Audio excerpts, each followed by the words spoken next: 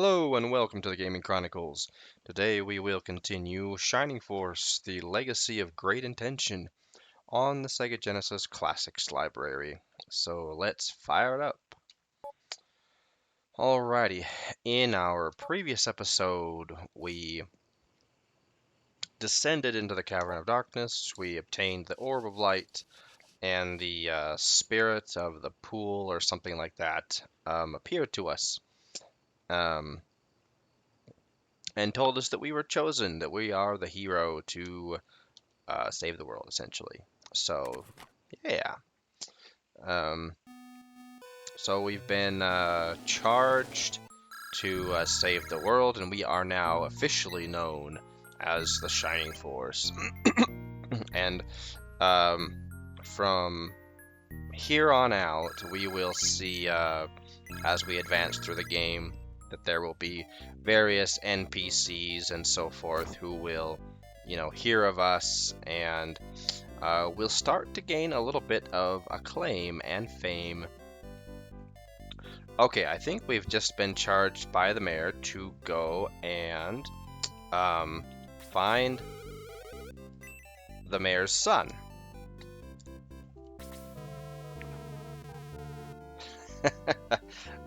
This guy's pretty firm. He won't let us get the ship. Alright, let's talk to this guy. Well, that's strange. Who is this guy? Are you supposed to be the showrunner?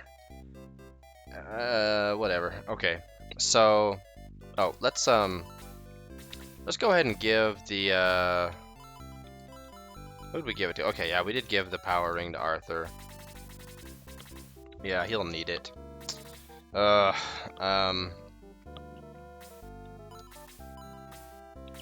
see. I think we're okay. Let me think. Yeah, let's just go ahead and go in.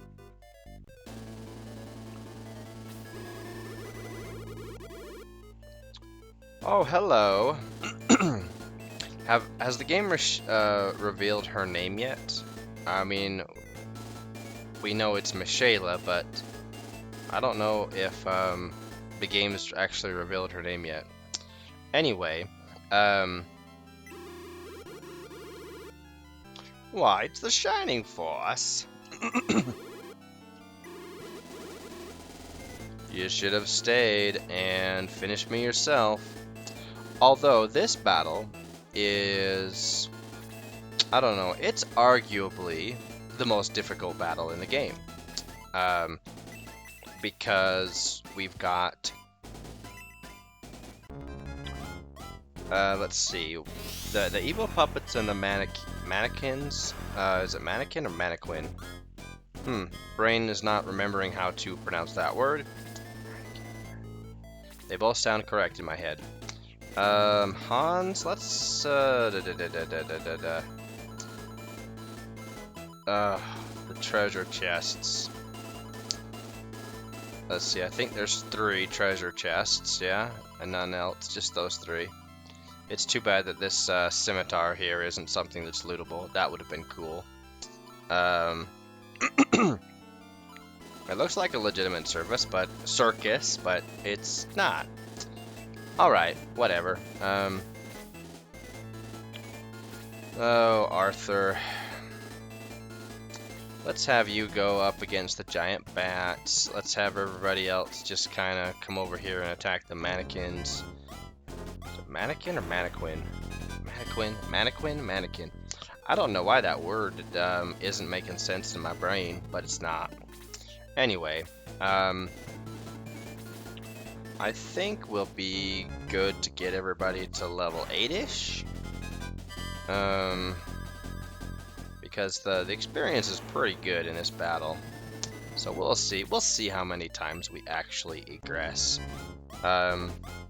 So let's talk about the battle here, right? This is a difficult battle. I mean, fortunately there aren't a lot of enemies.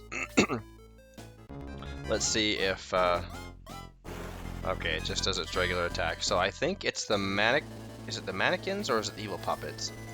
But one of them has the, is it the demon call? Is that what it's called? Anyway, it makes, I think it's the evil puppet. Anyway, they make like a strange noise. It sounds like kind of like a foghorn.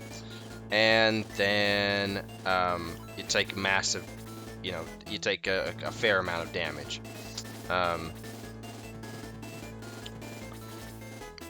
In fact, I think you take like 12 damage, I think is how much it hits for. So it's a strong attack. Plus they also have freeze. The giant bats are not dangerous, but they are annoying because of their sleep ability. The evil clowns, they have very they have a good attack. I think their attack's like 18 or 19, something like that. So, oh, come on, Luke. Luke is getting very, very, very bad level ups. Let's go ahead and do freeze. That should ensure that she takes it down. 48 experience points. Dang. Okay. We are fortunate that the let's see. Yeah, let's just go ahead and go. Let's see. Let's put Ken up here to trigger the movement. Hans, whatever. Dang it! I was hoping that the giant bat would not attack Arthur. Not that I'm afraid that he'll die, but I don't want him to be put asleep. Okay, here we go. Mannequin. Ouch. So they're fairly, they got fairly good attack. I mean, it is against Ken, but still. All right, no big Odilo.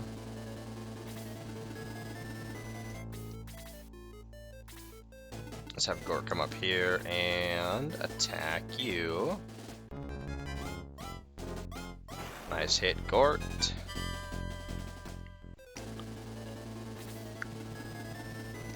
Ah, dang it. Well, I don't want to put you in range of their freeze spell, so...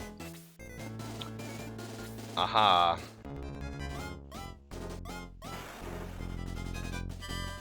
Okay, yeah, it's Evil Puppet. I'm pretty sure that has the, the magic. They, like, whisper a magic incantation or something. And then, whoever... And it's not avoidable. It's, you can't dodge it. And so whoever is the, target just gets walloped for, like, I think it's 10 to 12 damage. So, right now, Arthur would get one-shotted. And oh, Arthur, man, I remember it wasn't until, was it my second or third playthrough that I discovered that he, you know, that if you grind him, not just to level 20, but then if you work with him. All the way to the end of the game, that he becomes the best paladin. But you have to take him all the way to the top, to the end levels, because he's similar to, he has a similar he has that similar statistic increase pattern like Ken, where he ramps up slowly in the first levels of promotion, but then, like, past level 10, his stats just start to skyrocket. And then, of course, he can cast spells, which is nice. You know, not necessarily a defining attribute. It's just like a nice bonus. So, anyway, but I wanted to talk about, as far as continuing on our conversation about the characters and how I perceive them, how I rank them, and so forth. We've already talked about Luke and Gort, just to kind of, I'm kind of giving myself a recap just so I can make sure I keep myself on track. We've talked about Luke and Gort and how they're a solid like B plus tier for me. They're right now Luke is looking like a pretty bad B minus tier. Honestly, he's really lagging, especially that last level up that he had. Oh, that was terrible. So let's see, attack by 1. Okay, that's better than nothing. That's better than the level that Luke just put up. So anyway, and sometimes either one of them, I would say it's more likely for Gort to be better. For me personally, I think everyone's experience is different, honestly, with Luke and Gort. But with my experience, Gort, if one of them is better, it's typically Gort. And with my friend who I played with, for him it was Luke. He preferred Luke over Gort, and so I was like, okay. It's just the RNG, how it works in your favor or against your favor, however you want to see it. Yeah. Yeah, solid B, from B minus to B plus. Usually, though, I would say a B plus tier. And then we also talked about Ken and May. Ken is pretty good. He is, though, a force member that you have to. Ooh, nice hit, Gort. Nice. He is one of those force members that you have to work with if you want to really see the fruits of your labor. Similar to Arthur, it wasn't until I had played through a few times at least, maybe even like half a dozen times or more, where I finally learned that Ken is. I mean, if you want to use him at the end battle, you can, and it's viable. He's totally viable. Okay, let's take May and go up and get that chest to the side. I don't think if we equip you with the spear, you're gonna do much to these guys, honestly. Okay, they're good at 5 damage. That's cool. Alright, let's go ahead and come up here. Did Gong or Gort? Yeah, he took damage. So yeah, Ken and May, I'd say, yeah, Ken is one of those characters. He's like a B minus, C plus tier. And I think I didn't really go over all of my criteria either. Let's see, what am I doing with Henri? Let's take her up here. Apologies in advance. I will probably pronounce Henri, Anri. I'll probably pronounce her name 3 different ways during this playthrough. So anyway, yay! Arthur goes up to level 5. Yay! Let's see. Okay, yeah. So anyway, let's talk about before we go on. So Kenya is like B minus, C plus, and most of that is because one of my criteria is how much effort and time, right? Let's see. That'll put you in range of the freeze 3, so no.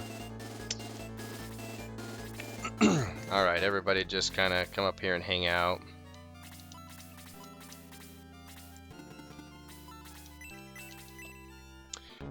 So my criteria for how I perceive or would, rank a person, rank a force member, I've already talked about, okay, how effective are they at killing stuff?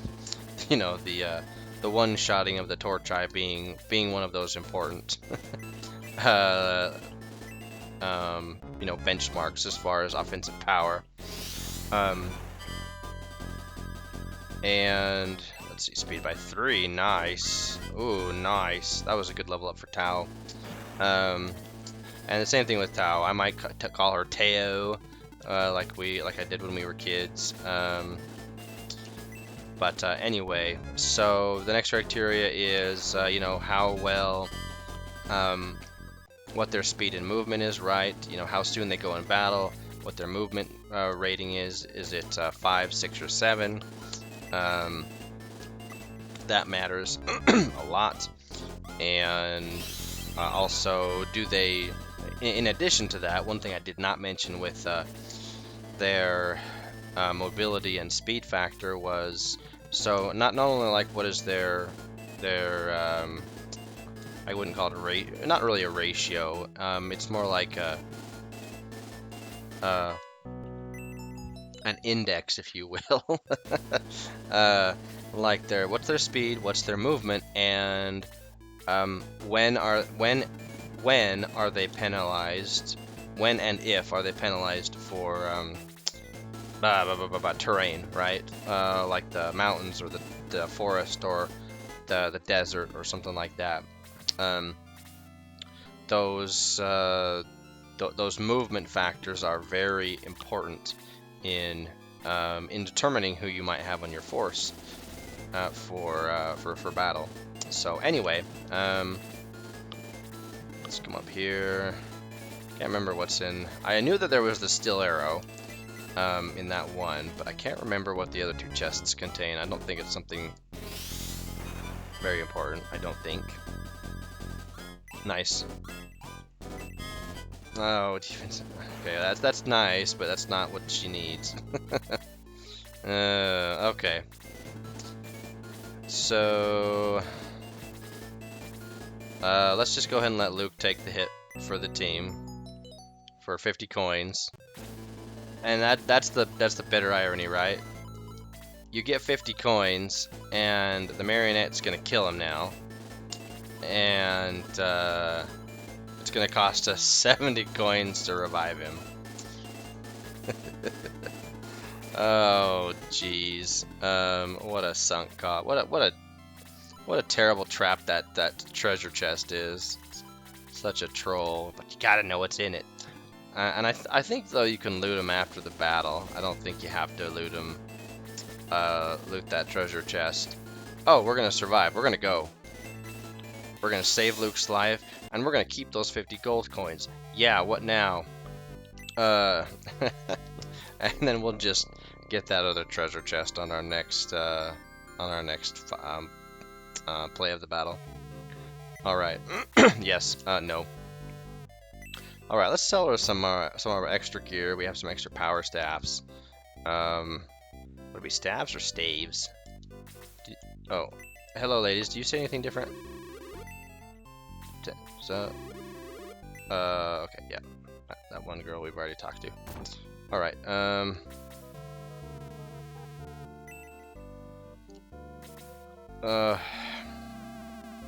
lot of people have been talking about Shade Abbey, and rest assured we will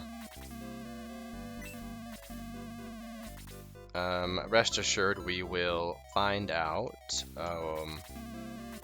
what that's all about. We sold the one that she had equipped. Bugger. Alright, yeah, let's sell Hans's arrow. No. Alright, so now we'll give him a steel arrow, so he'll be able to do better damage. I won't say good damage, but better damage than 3. And oh man, yeah, his attack just doesn't go up. Anyway, going back to let's see, where's everybody at? 5, 7, 6, 6, 6, 8. All right, let's take you over here. We'll have you pair with Arthur. take out those giant bats.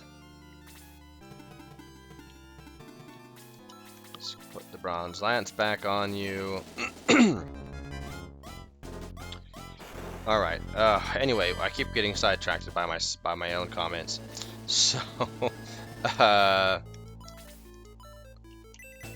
criteria for ranking. So, how well can you kill stuff?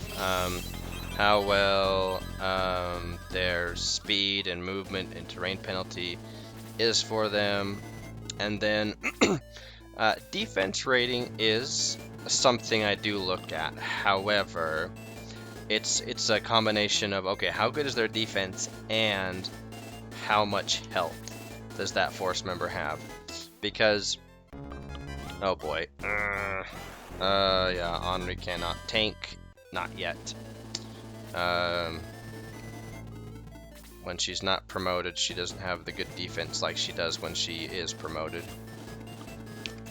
which I find is an interesting, kind of an interesting stat quirk for her.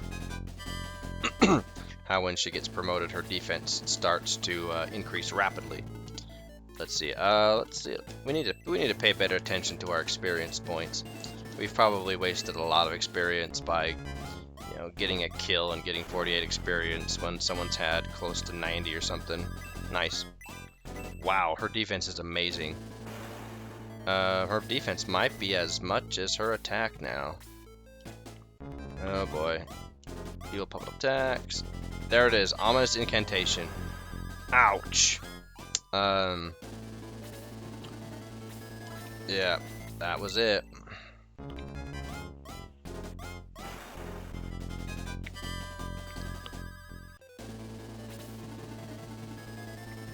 Let's see. Let's have Chris come over here and heal Henri. Let's see, what else as far as criteria goes do I look at? So, combination of defense and HP. And nice. And then, let's see, what else?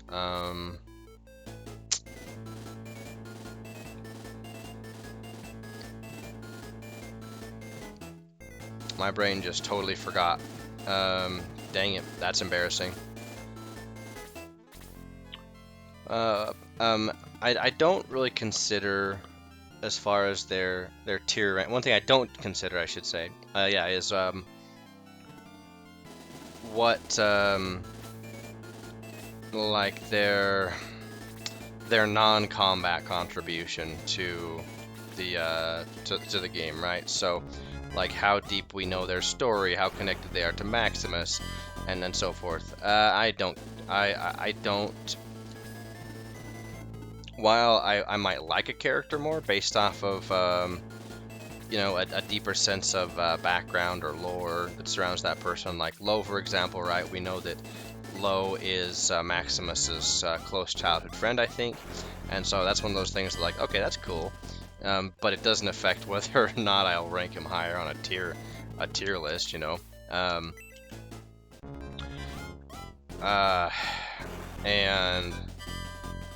nice. And so anyway, that's something that is not factored in for me. Take him down, Maximus. Nice work.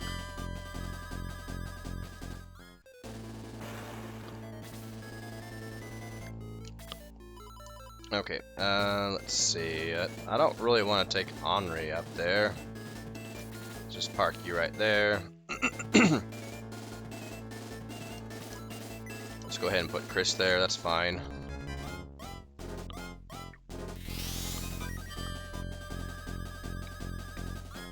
She's had pretty decent levels. And she's always, she's generally speaking a pretty solid character. Let's put you out there for, yeah, I was hoping he would do that. Yeah, Ken is I typically use Ken for my magic tank, which we will be definitely utilizing him for the Freeze 3 tank on this boss fight.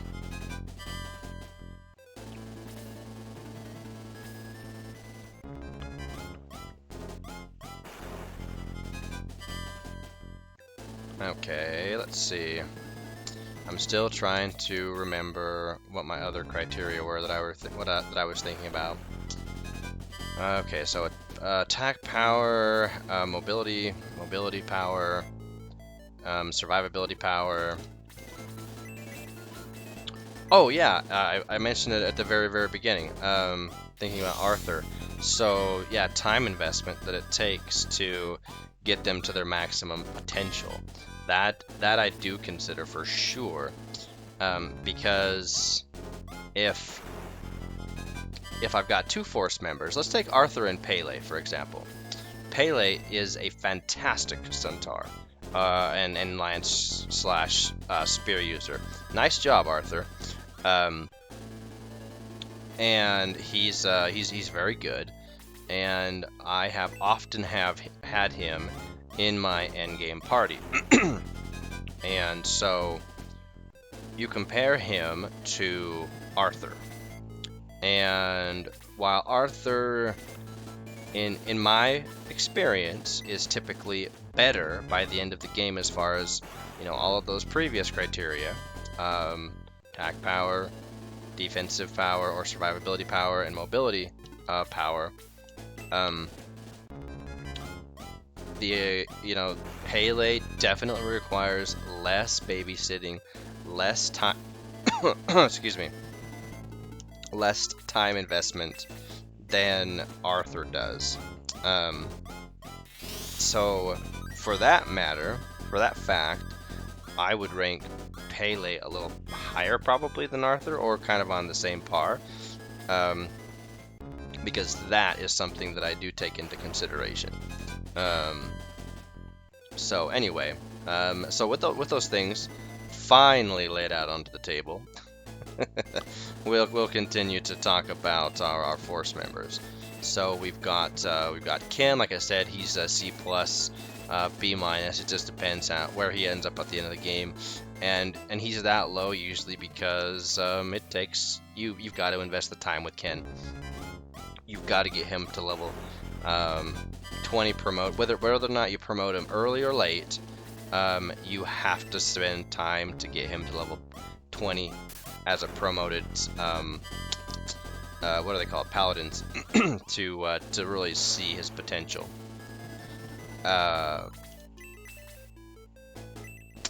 And so that's why there. And then May is a solid B+. I wouldn't ever put her in the A tier, I don't think. Not usually. Her performance is not consistent enough, I would say, to put her in the A tier. Overall, now if we're gonna divide them into, once again, like we've done with Gort and Luke, I don't know if we did this with May and Ken, but pre-promoted, May is definitely A tier. As we've seen, her defense is good. She's got decent enough health that she can tank. Magic does, oh my goodness, these giant bats and their evasion. She's got good enough health that magic doesn't wreck her. It hurts, but so it hurts everybody else as well. You know, the only force members that really right now have really good health are Maximus, Ken, and Gort. Everyone else's health is like, or okay, it's fine. So anyway, yeah, May is definitely an A tier pre-promotion, but then post-promotion, she, her defense is good, but it doesn't outshine like Arthur's or Pele's defense, really. So at least I don't think it does. She's got really good health, but so her survivability, I don't know, maybe I would put her as like an A-. But once again, it's dependent upon investing the time. She has to be, in my experience, it might be different for others, but in my experience, you have to get her to level 20 pre-promoted to see kind of the, once again, the fruits of your labors and see just how good she can really get post promotion. And so, you know, leveling up a force member, you know, 39 levels total, is a lot. And so, what am I doing?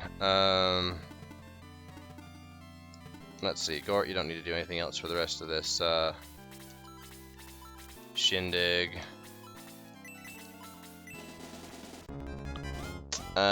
So anyway, yeah, that's just a factor, and so that's why I would say May is more B+ than A-, even though it's very possible that May will consistently be in your end game party, you know, your chapter 8 party.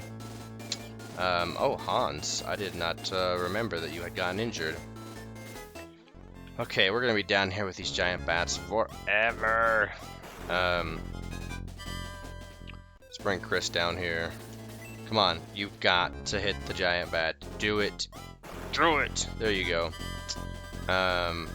Anyway, moving on to who should we talk about next? So now that we've kind of established Gort, Luke, May can beat that dead horse way too long. But as but as we know, I easily get distracted by my own comments and thoughts, and it's like a squirrel moment a minute with me. All right. Anyway, let's heal Hans, and let's talk about our healers actually. So we get 3 healers early on. And then we don't get another one until the very end of the game, Torasu. Which is kind of funny, I guess. It's like, did they? Anyway, whatever. Doesn't matter. Doesn't matter. I won't express my full opinion about that yet. Anyway, so we have Lo and Gong and Chris. And so first Lo, as we know, is the very first force member that we meet. We don't want to do that. We really don't want to do that. Let's see, anybody who need a heal? I don't think so. Oh, Maximus, yeah. Hello.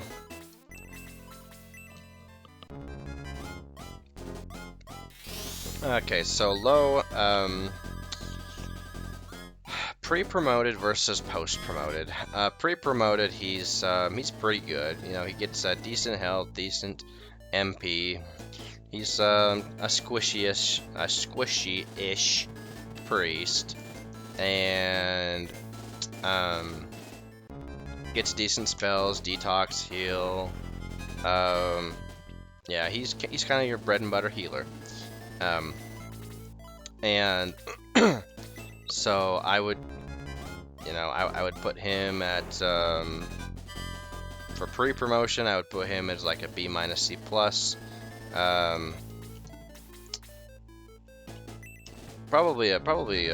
Yeah, more B- than anything else. Just his, I don't know, maybe just a solid B, because typically speaking, he's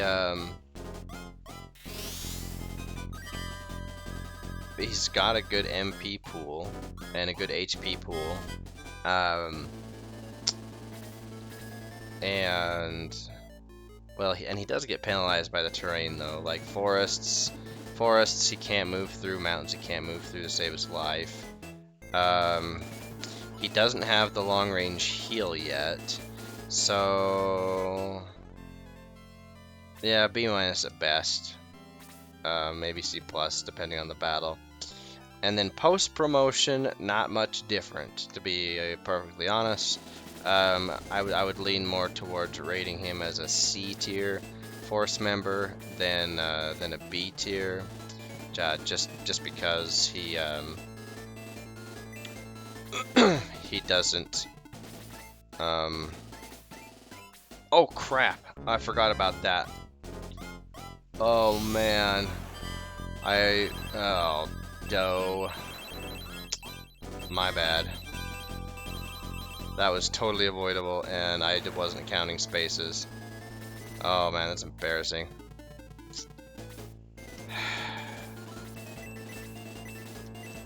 Well, that's the power of the marionette, right there.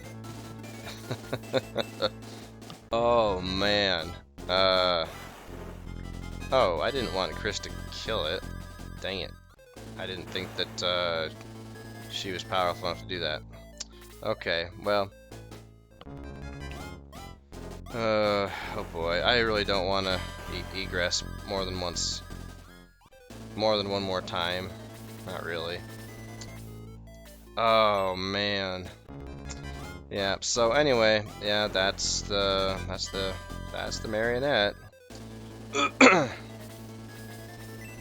And we'll talk a little bit more about the battle after we talk about the healers. So yeah, Low post promotion, he has you know, his MP and HP. Well, his MP pool doesn't really account for the fact that he gets heal 4.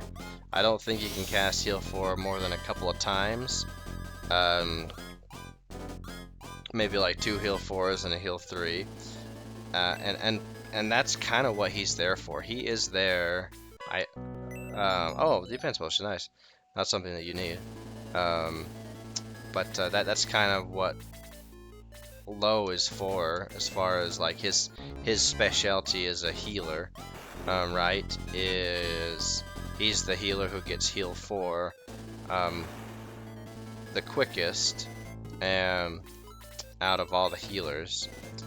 But Chris, as we've seen, she has the heal 2 earlier. But anyway, I think Low also gets heal 3 faster than the other healers. Man, that cannot believe that I was not counting squares, and I just totally ignored the fact that I was lined up right in his range. Anyway, Ken, where are you at for experience? You're the only one that can take out that that evil clown, or dire clown.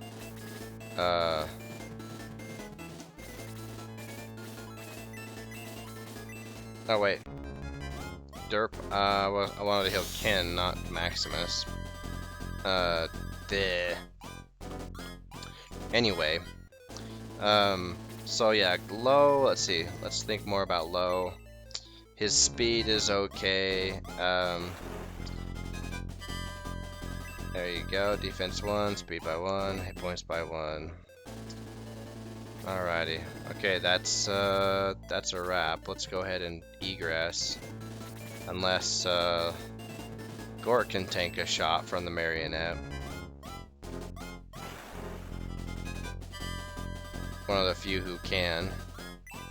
Speed by 2, defense by 1. Alright, not bad.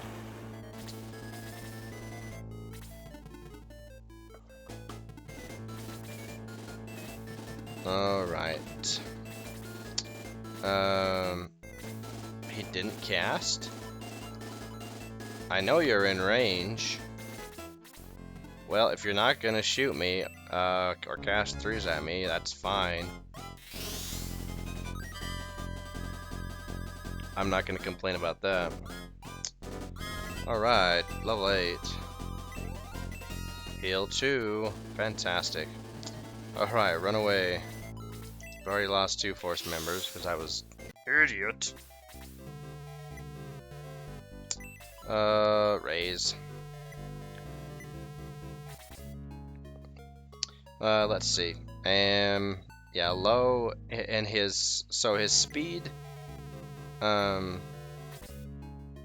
His survivability, right? His survivability factor, or his survivability is pretty average. when he gets to level 20. um, I've seen my friend. I used to see him like grind out low so that he would get his promoted levels. Did I save my game? I don't think I did. He would get his promoted levels really quickly. He would take him an eternity to fight every single battle. And then if he aggressed and then fought the battle again, he would do it again. Like the Torchai battle especially. Oh my word! I swear it took him a month to get through that Torchai battle because he would egress, and then he'd kill all the enemies, including the Torchai, sit low in front of that Silver Knight, and the Silver Knight is basically just a doorstop. It's nothing, and then he would just get hit and heal, and I think he usually had low, like level 10 to 12 promoted by the end of the Laser Eye battle, excuse me, by the end of the Laser Eye battle. And I just found that a little redonkulous. But anyway, it's not my business. But anyway, that's how he liked to play. He liked to grind. He liked to be overpowered with his healers, at least while he could be, right? Because now let's talk about Gong. So Lo, he was very average at best. Both especially post promoted. Pre-promoted, he's pretty good, pretty solid. We could say that he'll save our force's bacon, or a force member's bacon, more than once, which is what his job is. So I would give him a good solid B rating for pre-promoted, and probably C rating for post-promoted. But anyway, let's move on to Gong, our half-giant friend who is he's a veteran, right, fighting the Runefaust armies. Oh wait, sorry. Going back to Lo. Interesting thing about Lo is that I believe he's a halfling, and I think he's the only halfling that we have on the party. Let me think real quick. Yeah, I can't think off the top of my head of any other halflings that we have in the party, which is interesting to think about, because where do the halflings live? He's not a dwarf. He is not a dwarf. Dwarves, of course, are that's what Luke and Gort are. So they're dwarves. He's a halfling. So where do the halflings live in the land of Rune, right? Let's see. You're still level 5. Yeah, let's bring you over here. Please hit him. Thank you. Anyway,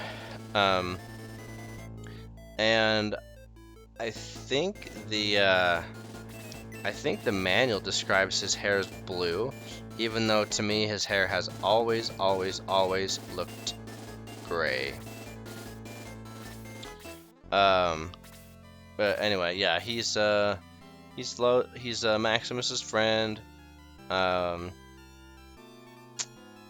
Yeah, good healer, but by the end of the game, he's an average healer. Alright, so moving on to Gong. He's our... instead of being a half-ling, he's a half-giant. A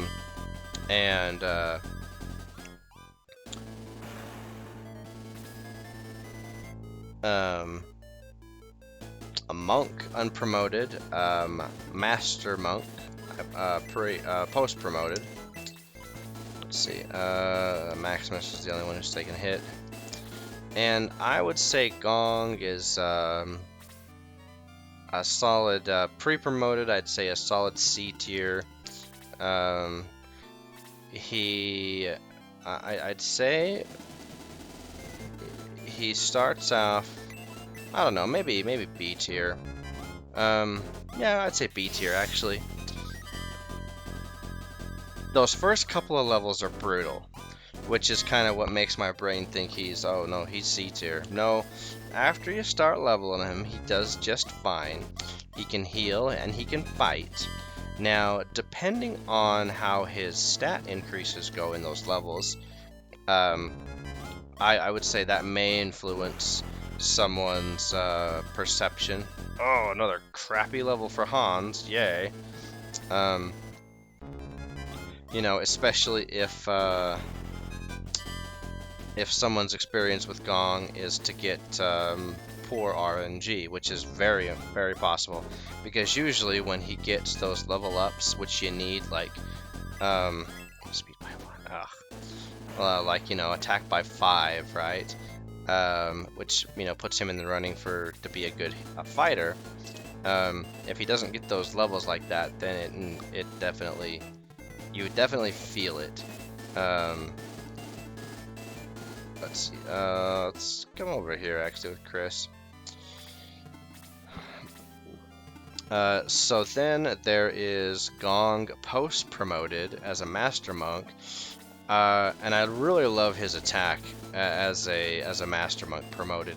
I kind of wonder who came up with the design for it, to be perfectly frank, because it's like he's got sunglasses now. He's got a he's got this. I don't know what that style of headgear is, but it's like it looks like an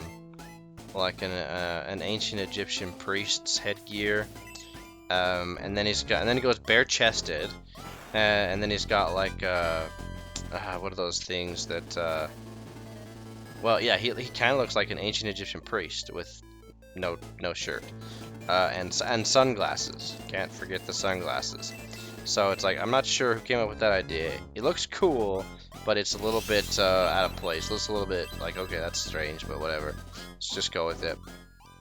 Got that cool like green flame attack that he just summons out of the floor.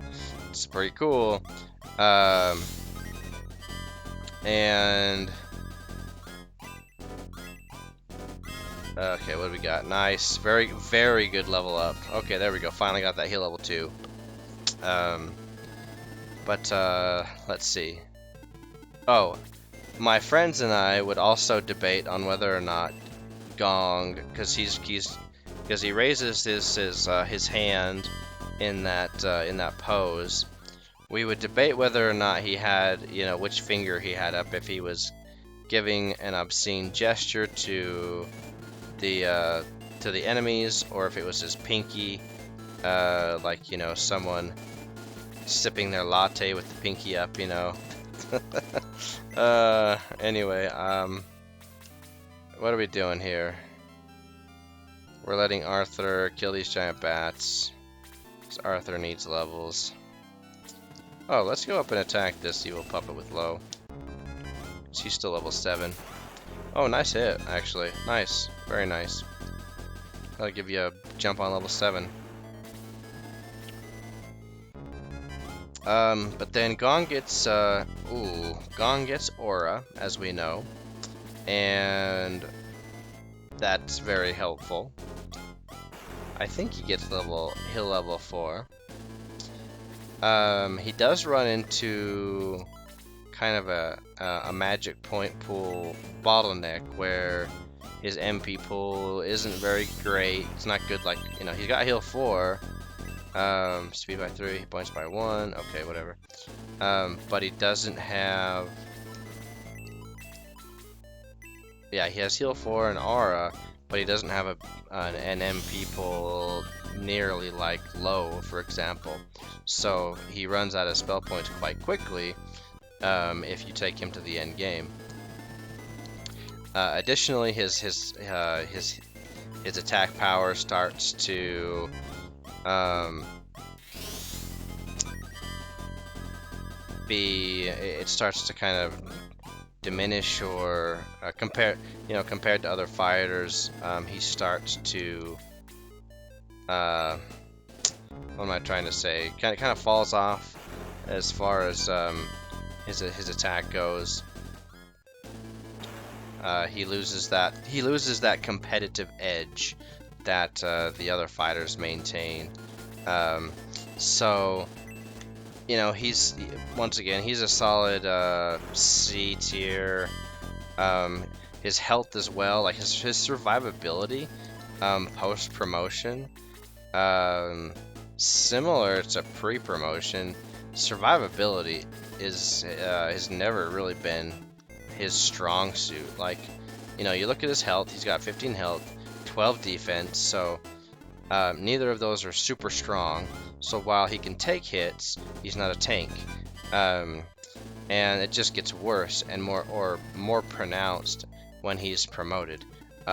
He cannot take hits, and he can't deal out a lot of damage. So while Gong stays in my party for a fair amount of time, just because his utility as like as a healer and even as an attacker, they remain for quite a while. But in our Chapter 8 party, we will probably not see Gong go those last few battles. So anyway, that's Gong. Yeah, solid. I'd say solid C tier. Yeah, solid C tier healer slash attacker. They really, I think, should have either diminished his healing abilities, make him more powerful attacker, or vice versa. Make it so he was a better healer, but then also made it so if he needed to get in a whack or two, with against an enemy, that he could have done so. But they tried to mix him up too much. Invested into trying to balance both sides. But it's not a bad character. Like I said, he's a solid C character, and also very, those those non-factors. He's a very likable character, right? He's a veteran. He's fought Runefaust, the hordes of Runefaust before, their armies, and so mad respect to him. And plus, what I would say what may influence not necessarily to put him on B tier, but maybe, right? If he were more consistent in having good level ups and good endgame statistics, because there have been times when I've looked at his endgame statistics and thought, man, if I had a 13th slot, that would be Gong's slot. But I don't have a 13th slot, so Gong isn't in the final party. I think my friend, he has had Gong in his final party before. So I really need to remember to equip Henri with her power staff. Not that she really needs it, but anyway. So let's just go ahead and beat this battle. I'm tired of this nonsense. But we need Arthur to kill these giant bats, and we need him to join the rest of the Shining Force, because he has the power ring, and we want to make this battle as easy as possible. But in the meantime, while we're just hanging out up here, let's keep talking about our healers. So let's talk about Chris. Chris is a very interesting race. I cannot remember what the race is. She looks like she's some kind of like a humanoid, like a humanoid deer type race. I don't remember what the race is. But it's not a race that I've attacked by 1, hit points by 2. Oh, magic points by 1. Oh, look at that. I cannot remember. I'd have to look it up. But yeah. Oh, he falls asleep. Are you kidding me? Oh well. We'll get more healing experience.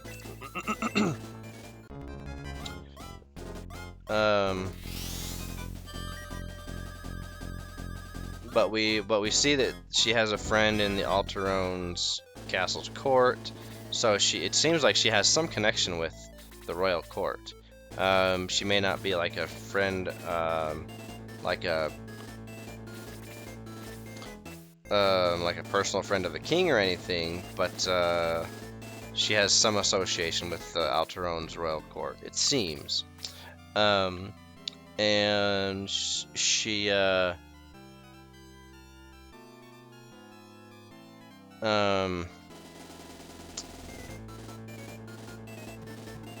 what am I trying to say? And then when she joins us, she busts us out of prison, and you know, she once again she has a really slow start, and maybe that's just how everyone is. That just seems to kind of be the trend. So we'll just forgo those comments because that just seems to be everybody, to be honest. Anyway, so she it's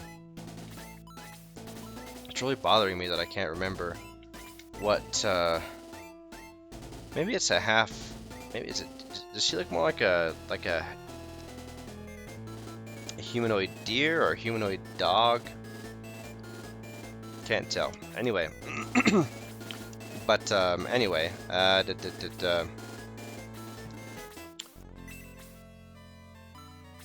let's unequip. Oh wait, no, because then you won't do enough. I just want to kill the giant bat with Arthur, but he's asleep.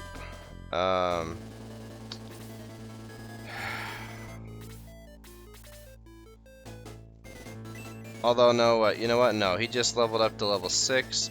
He's not gonna get a good level up, so it doesn't even matter. We'll have Ken come down here. Ken and May, I'll have you come down because you've got the best movement. Come down and kill that giant bat. We're not gonna wait around for this nonsense. And I'm really not trying to milk MP. It's just like, okay, there's an opportunity. I really want this giant bat dead. And we really need to pass this battle. We've had to egress twice. Actually, we're gonna have Chris do it. Get it, Chris. Yep. Anyway, so going back to Chris, so she's pretty weak as far as survivability. Like her survivability rating is, I would give her pretty low. Pre-promoted, right? Pre-promoted, pretty low. And you've got to kind of keep her up with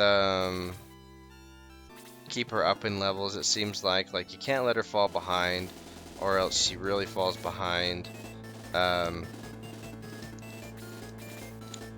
And yeah, she's very, I don't know, she's at best C tier, pre-promoted. And maybe even D tier pre-promoted, just because of how weak she is.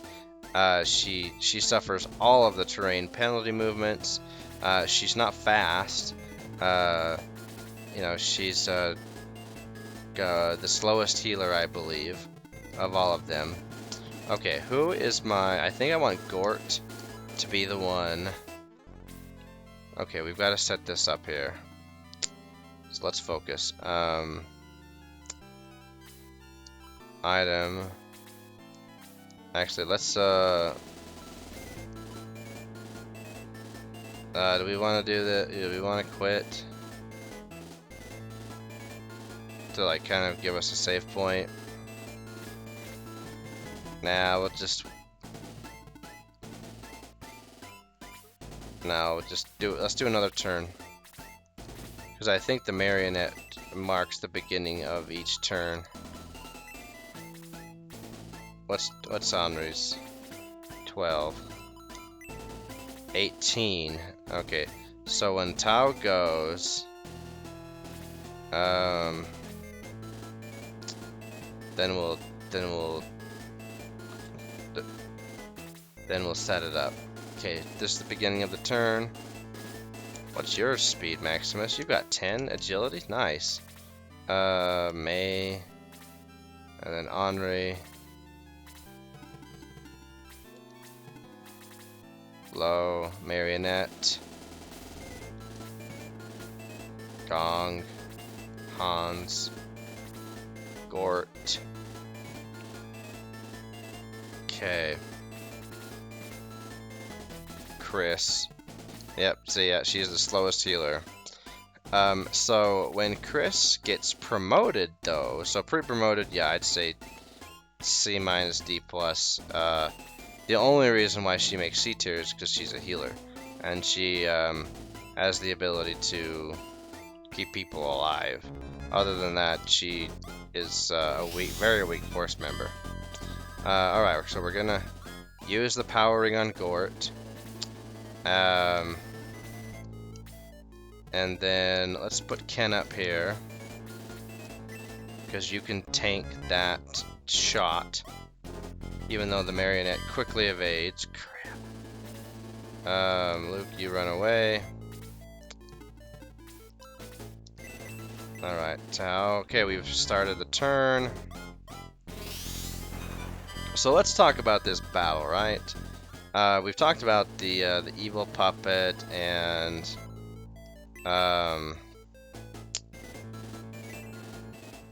crap. We might not be able to do this. We've talked about the evil puppet and the mannequins. I still don't know how to pronounce that word in my head.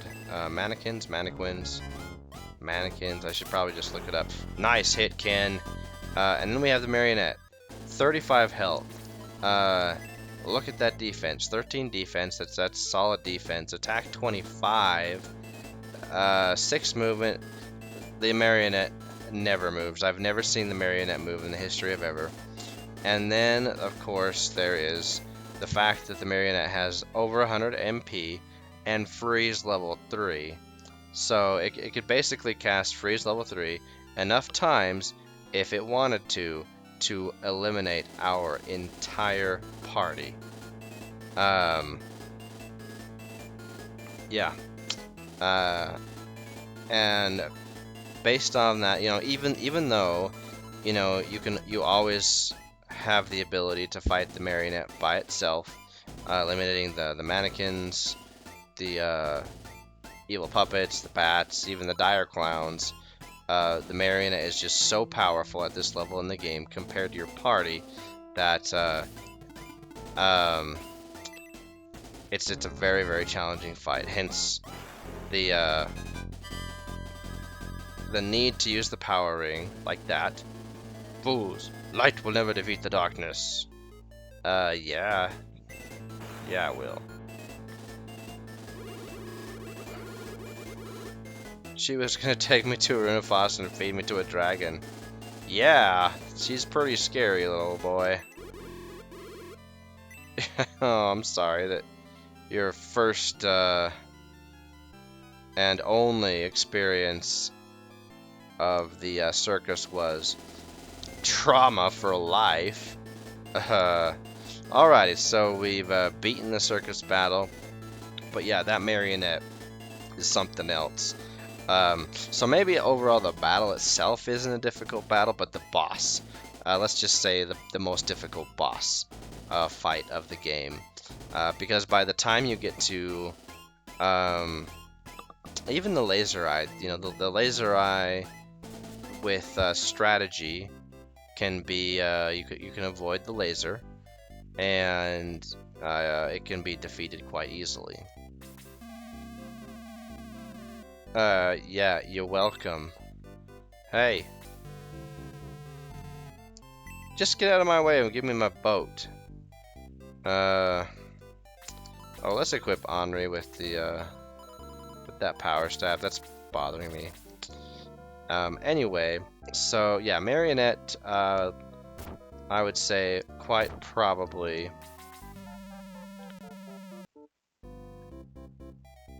It's really hot. My back's burning. This it's fixed. My steam stoop finally works. Show 'em, Guns. Uh-oh.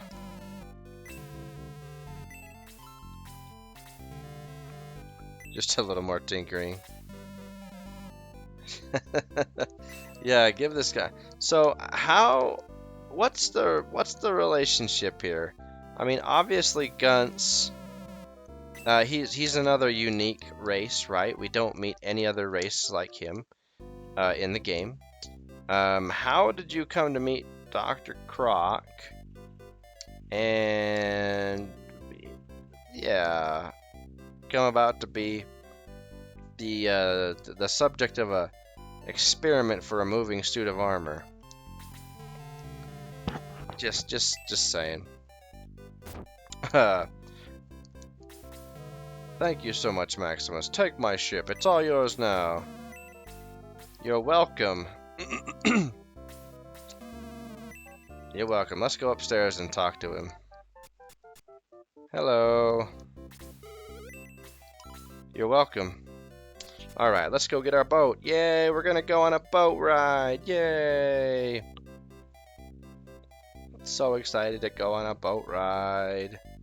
Boat ride, boat ride, boat ride. Boat ride. Yay. Hey, wait a minute. Oh, hey, Nova. The ship will do just fine. Hey, wait. Hey, it's you again. So I believe that Michaela, one of her powers, is that she can make like these, puppet or magical duplicates of herself, and so those mannequins and evil puppets and the marionette even are magical creations of hers. So she's basically like this master magical puppeteer. And now she's just lighting the ship on fire. Rude. She's burning our ship down, and she wants to burn us. You better jump off that ship, Maximus. You'll serve as an example to all who dare oppose Runefast. Whatever. We come to dislike Michaela, possibly more than Dark Soul and Dark Dragon, because, I don't know, because she interacts with us more. Does she? I think it's about the same. But, the fact that she burns down our boat, that is just rude. Get riddance, insect. Yeah. We'll see. Run, Maximus! Well, I would if the game would give me control of him, instead of just watching the little flames surround me. Man. What a waste. Nothing is unusual, yeah. Just purple flames. Those are burning the boat down. Oh, man. Oh, rude. I wonder if that's why Michaela even stayed behind, right? Probably, just to make sure that, this is bad. Maybe the mayor can help you again. Yeah, she was probably ordered to stay behind to try and make sure that, if there was the distinct possibility that the Shining Force got the ship, that she would burn it down. So she was probably ready the whole time for it. Oh no! Urianbatol, it's a long way from here. Well, yeah. Go to Shade Abbey first. Okay. Okay. Alright, that'll be for our next episode. Anyway, I don't think there's anything else for me to mention. About the battle, the boss fight, our healers. I'm gonna have to look up the race that Chris is from, but I'm pretty sure that within this game, that we only encounter her from that race, and that, like I said, I don't know that. Oh, it was a very unique name. I've never seen it in any other RPG played, but it was that unique. They just whatever this team, the Shining Force team, they just decided to create a bunch of very unique races to put in the team, which is cool. Because the creativity, the creativity behind this game was amazing, especially given the budget. And I'm sure that I'll have come circle back around that later. Anyway, nope, we're done.